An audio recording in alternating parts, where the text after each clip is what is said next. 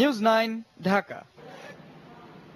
রংপুর অঞ্চলে বেড়েই চলেছে তামাক চাষ। এতে পরিবেশের ক্ষতির পাশাপাশি উর্বরতা হারাচ্ছে ফসলি জমি। সাধারণ মানুষও ভুগছে শ্বাসকষ্ট সহ বিভিন্ন সমস্যায়।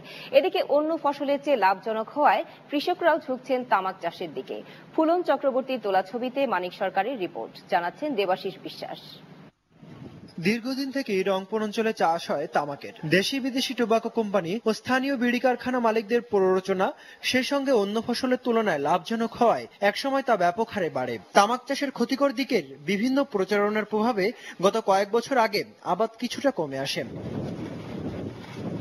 কিন্তু অন্য ফসলের ন্যায্য মূল্য না পেয়ে এ অঞ্চলের কৃষকরা আবারও ঝুঁকছে তামাক চাষের দিকে।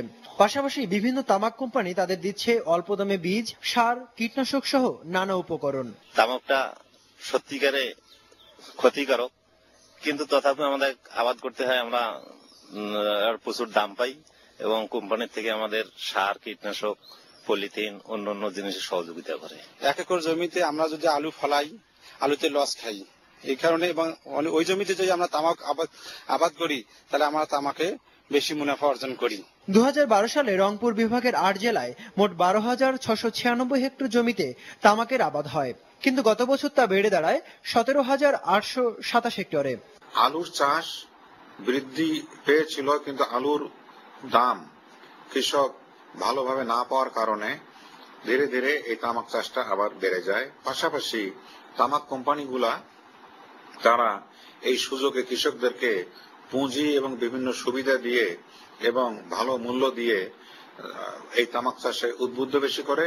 এ কাজের সাথে জড়িত থাকার কারণে বিভিন্ন রোগে আক্রান্ত হচ্ছে শিশু থেকে সব বয়সের মানুষ। তামাক চাষে যদি বন্ধ না করা যায়, তাহলে পরে তামাক থাকবেই এবং ধূমপানের দেশে থাকবেই, এবং ধূমপানের ফলে যে সমস্ত রোগগুলো হয় তার মধ্যে সবচেয়ে বেশি যেটা শ্বাসকষ্টজনিত রোগ হয়, ক্যান্সার হতে পারে এবং গ্যাংগ্রিনের মতো মারাত্মক ব্যাধিও হতে পারে।